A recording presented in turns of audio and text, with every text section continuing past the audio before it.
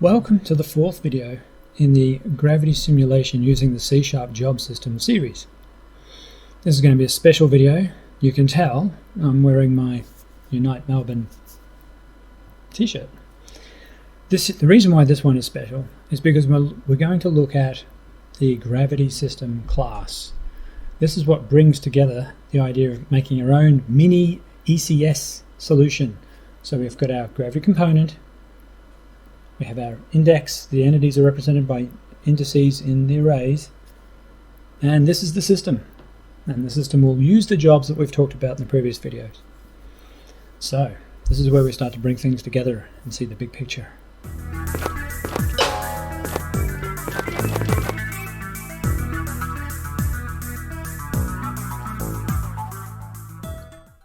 So as usual, let's have a look at some of the ideas before we have a look at the code. The code itself is not all that long, actually. It's about 100 lines long. But it's good to understand what we're trying to do and then how the code is designed, and then the code will just make sense. So we've talked about this before. We've got our entities, and in this case it's just an index in the array. The component is a structure which is compatible with the job system, and that's not by accident. That was something that Unity always intended. The gravity component has acceleration, velocity, and position. We've covered this previously and we've used it previously, but again here we start to bring everything together. And then we have the system. So the task of the system is to actually manage the memory. So actually in some ways this is part ECS framework and part system for managing gravity, but because this is the only system we have, it kind of makes sense, it's all together. But really this manages memory. It uses the jobs to compute forces, acceleration, position, and then to update the transforms. Okay, so if we look at the responsibilities of the gravity system class compared to the gravity controller class, how are they different? So we're actually not going to speak in detail about the gravity controller class, but because the gravity controller class is a monobehavior and the gravity system class is a regular C# class. It's just used by the gravity controller class to do stuff.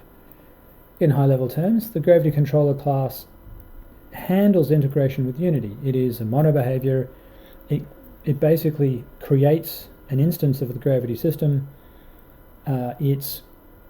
In its update method, it's calling the update system function in the gravity system. And basically it's dealing with the life cycle of the objects from a Unity point of view. It also creates prefabs. So if you configure prefabs in the editor, you don't have to, but if you do, then it will create those instances using the prefabs.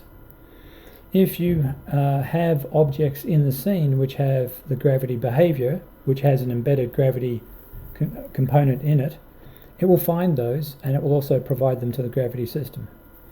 So the gravity controller basically creates and finds anything that should be in the scene that should have gravity applied and hands it over to the gravity system.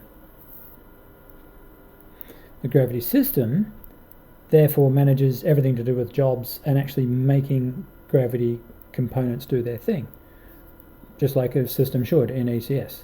The system makes the components do their work. All the functions, the behavior, the logic is inside the system.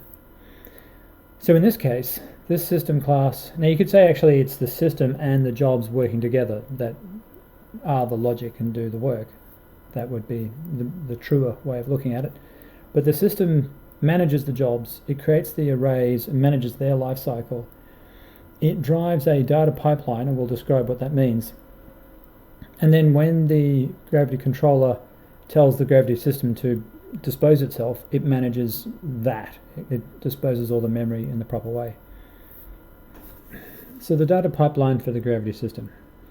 This makes the jobs work together in a pipeline.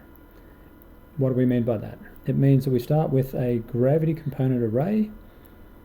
We pass in the forces array, which is more of a workspace, sort of a work area, scratch space, if you like. The gravity component array is also provided. and the gravity and repulsion forces job uses the positions out of the gravity component to compute the sum of all the forces on every object and record that in the gravity vector array. Now, the job handle returned by this being scheduled is used as a dependency in the next job, meaning this job can only run when the previous job is finished. That's why there's a cascade or a pipeline. Okay, so the acceleration, velocity, and position job will take the forces from the forces stage of the pipeline, right, from the forces array, which is provided, and it will then compute acceleration. From acceleration and time, it'll compute velocity, position, and update the gravity component array, and so that becomes an output along with its job handle. We can think of this as physics, right? This is kind of really well, this is the motion part of physics, and the other part is the gravitational part of physics. Okay, so that's provided. Now, again, its job handle is used as a dependency for the transform position update job. So what does this job do? This job takes the updated gravity component array and this job handle, so it will again only wake up when the previous stage is completed, and it will just take the position out of the gravity component and put it into the transform. By updating the transform, the scene, right, the scene graph in Unity is updated, meaning the things will move, and then the previous frame, or rather the frame will then get repainted, and stuff will be drawn in different positions in the screen. That's how stuff moves. Okay, so we start with a gravity component array, and we end up with a gravity component array with new positions, ultimately. And of course, the next time around, this gravity component array will become the input for the next run of the pipeline. Okay, now the gravity controller is making use of the public methods of the gravity system to get things done. Obviously, when it's creating that instance of the gravity system at the start of the play or run of the game, it will call the constructor, which is the gravity system. It will provide it all of the gravity objects that it has found or created, a combination of both, and the gravity system will use this to create the gravity component array, the forces scratch space, and the transforms array, and it will use this gravity objects parameter to populate the gravity component and transform arrays, and then they are ready to be used, basically. The update system method can take a repulsion radius, so that's basically the distance, the threshold point where collision is detected. If things get closer than that, they are deemed to have collided, and repulsion takes place. Apart from that, there's a gravity strength, which is the G, the constant G that we've talked about before in the calculation of physics, or rather gravity forces. And because this gets updated every run, it means you can change it in the editor during play, and you can actually see the effect immediately. The dispose method is basically called at the end of the gravity controller, so when Unity stops running, and it unlocks everything. So it basically forces any jobs to complete, unlocks the arrays through the job handles, and then it disposes all the memory. If you don't do all of these things, bad stuff happens. You have to finish all pending jobs before you can unlock the arrays. You have to unlock the arrays before you can dispose the memory, and if you don't dispose the memory, you get an exception, at least in the Unity editor. So this is handling all of the life cycle of these, of the allocated memory, as well as the update system causes the pipeline to run. The cool thing about this, just by the way, with the update system, is that it gets initiated at the start of each frame, but a frame doesn't wait for the pipeline to complete before returning back to the Unity thread, right, in terms of the main thread of Unity. So what do I mean by this?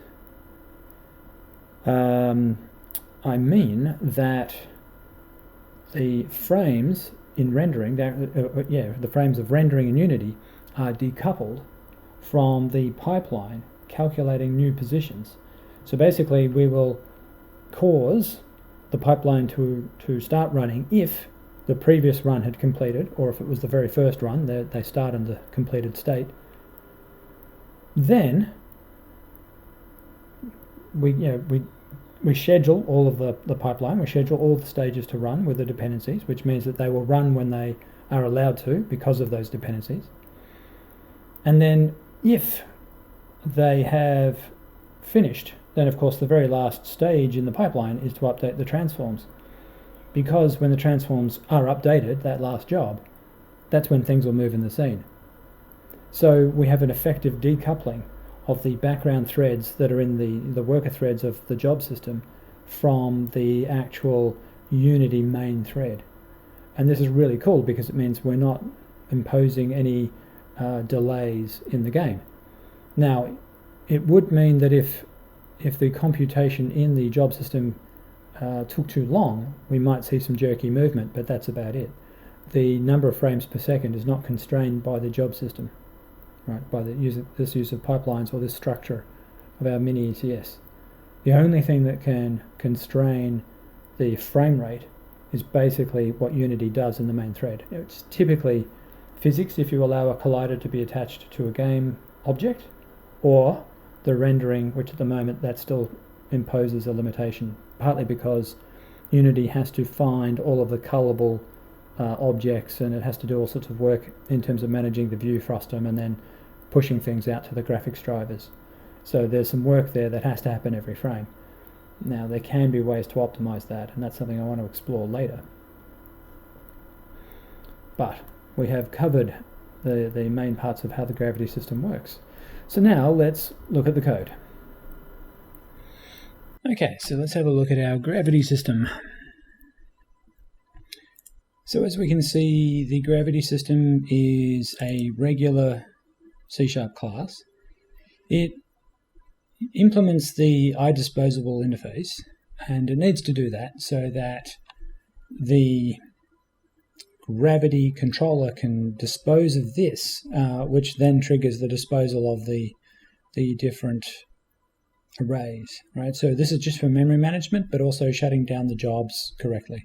So this is a required thing. So anyway, let's take a look at what we have here, and let's start with the public interfaces, or the public methods.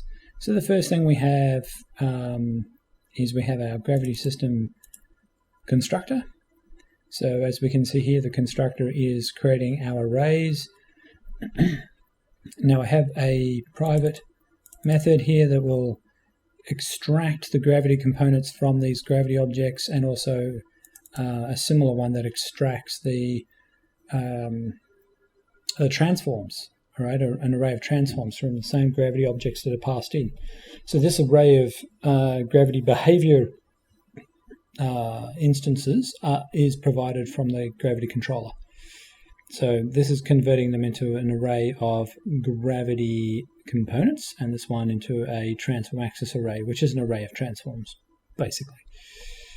The other thing we have here is the array of float 3s for our forces, and this is the scratch space area that's needed in our it's initialized in the first job and consumed in the second job as input from the forces to figure out acceleration, velocity, and position. We can see that all of these are persistent. This is persistent kind of by default in terms of the transform axis array, but these native arrays are both persistent. So we're allocating this memory to stick around for the life of the program, or until we dispose of it explicitly. Now I like doing this because it's good to allocate the memory up front and hold on to it, and it means that we're not slaves to the garbage collector later on. We're not, if you allocate memory, which is actually pretty common in C#, you can allocate memory and release memory all the time, sort of, particularly with when you're creating instances of classes, like for instance when you're dealing with strings, something like that, you're quite often creating all these temporary objects, sometimes without knowing it, like link, for instance. If you use link out of the C# language to deal with arrays and to do all kinds of different functions and operations on arrays, you actually create a lot of objects on the heap, and that later on puts pressure on the garbage collector. So if you do that in an intense loop very often in your program, it can lead to short-term memory leaks where your heap really goes up, and then eventually the garbage collector kicks in, and suddenly you find your program is sort of freezing or waiting for the garbage collector to finish. So these are the sorts of things we want to avoid. We don't want to put pressure on the heap.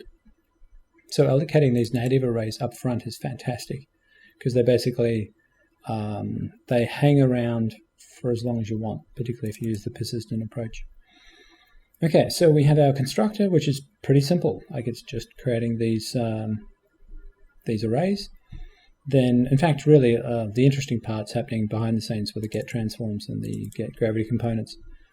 Okay, so then the update system is doing the work of, now these are unpacked a bit further below, but clean code, the code name, the function names explain what they do. So unlock all arrays. So first of all, if is the previous pipeline run complete, which is using the job handles to figure that out, then we unlock all the arrays by explicitly forcing the job handles to be complete.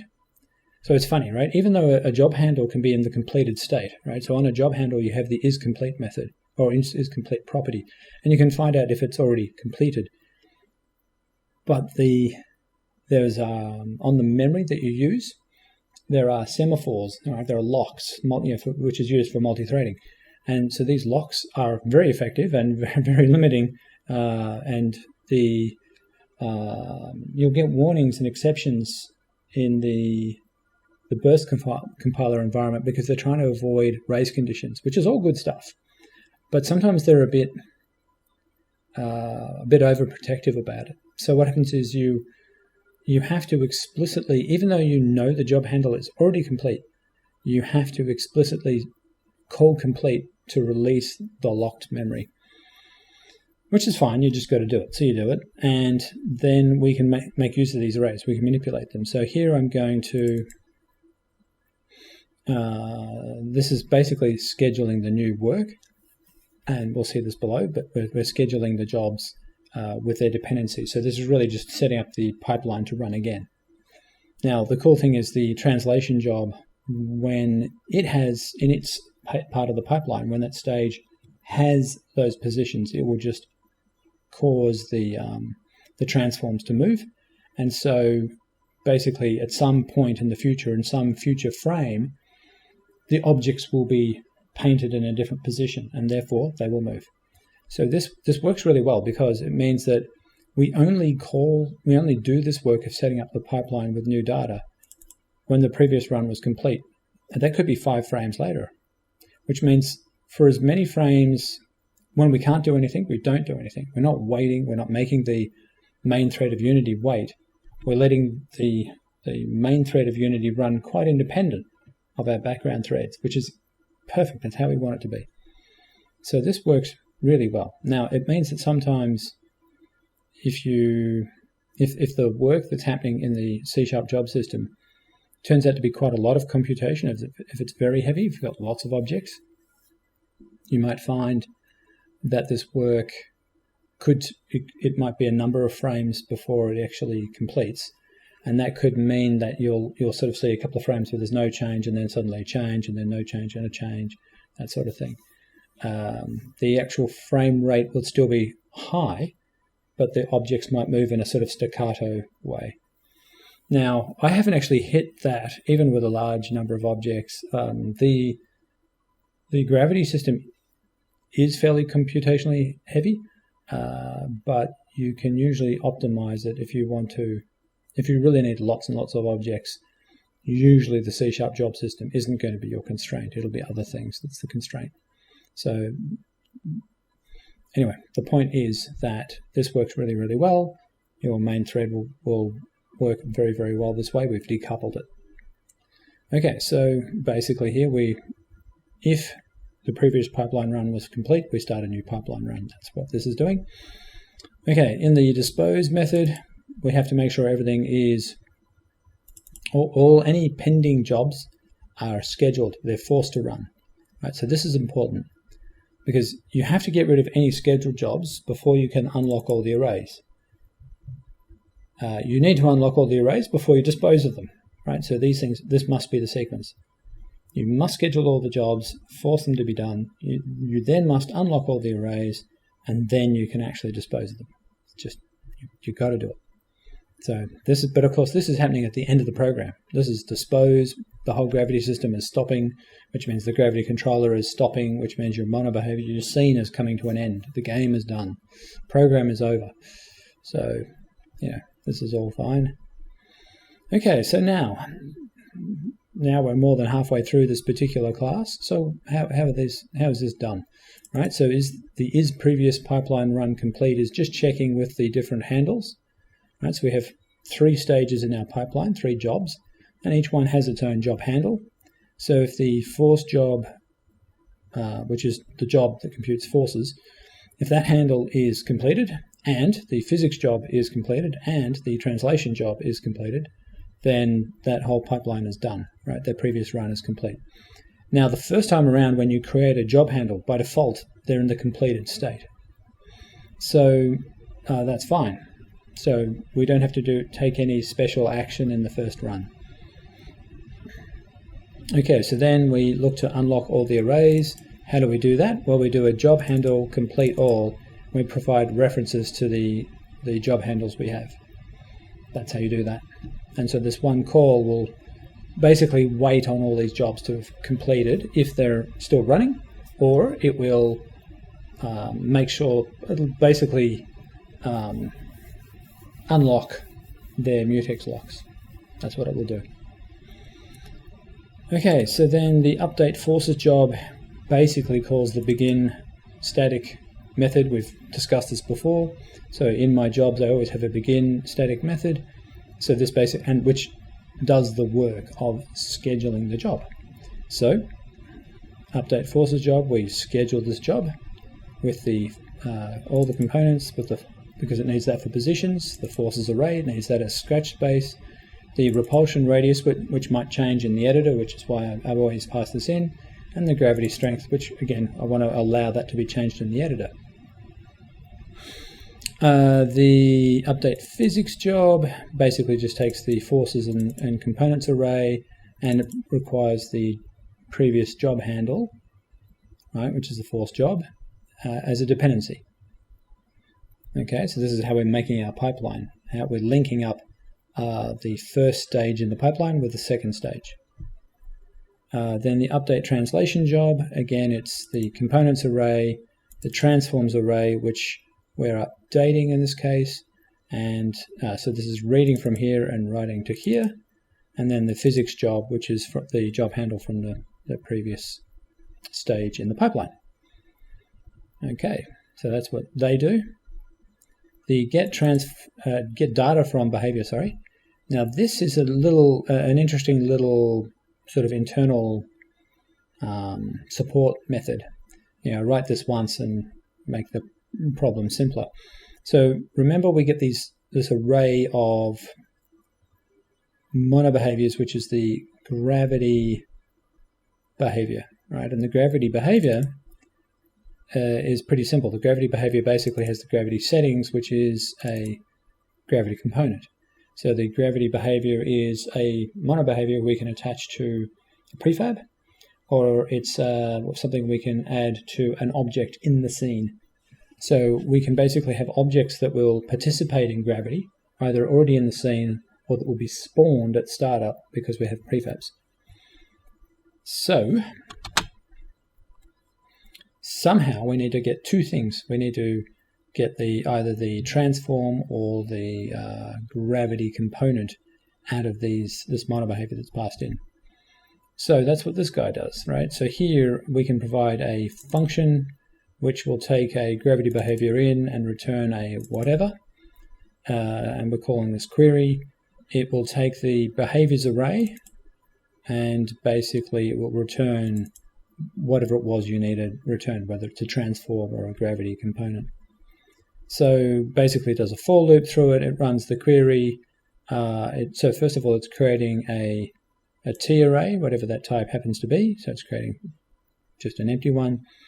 It then populates it with using this query, which is passed in, and then it returns it. Now, this gets used in two places here. They get gravity components. So here we get the behaviors, which is passed in the constructor. We use this query here, which basically is for whatever behavior, get the gravity settings from it. So remember here in the gravity behavior, we have gravity settings is the variable name for the gravity component. So this query constructs the gravity component array. The other one is we want to get the transform, right? So for a behavior, do I get transform on it to get the transform reference back? And that's what that does. So these two methods are interesting. You know, this is kind of the worker method that does the hard work, and these just they build on top of that. So we're composing out of this generic method here. We're composing neat little solutions, and they're used up here. Get gravity components and get transforms. So, clean code approach, composing solutions from other, smaller functions. Each one being having a pretty singular mission to achieve. And that's the whole thing. That's the whole thing. Around 100 lines long. So really, this is doing a lot of the work. This is called at startup. This is called every frame, just to check if there's any work to be done, and then issues the background jobs if necessary. And this is the end of the life cycle. And the rest of it just supports those public methods. That's all that does. Now, the gravity system, because it deals with that, it's like a system because it's doing the work associated with a gravity component. So the gravity component is just data. The system has, the system and the jobs work together to do the actual, what they call the heavy lifting. They do the work for gravity, and all the work is here. And then the gravity controller just deals with Unity, and it creates the instance of the gravity system, and it just keeps calling it for every frame. And that's all there is to it. So that's basically, this is really where a lot of the plumbing, a lot of the work is done. And, each class here has a nice distinct, or each file has a nice distinct job to do. So that's it. That's our gravity system. So thank you for watching. I hope you found that interesting to see how to construct a pipeline from using the C# job system. We'll have a final video next to talk, just to sort of wrap everything up, have a look at the gravity controller and see how that brings everything together and does that integration work with Unity, and it'll just sort of close off any last bits. So obviously subscribe if you haven't, that'd be lovely. And then you'll not miss that last video. If you like this video, please of course hit that like button, it helps. If you think other people might be interested in learning more about the job system and this application of it, please by all means share the video or the video series. That'd be really good. I think this really shows that the C# job system is very useful. It's very, very useful, and there's a lot you can do with it. This is only using production-ready parts of the C# job system.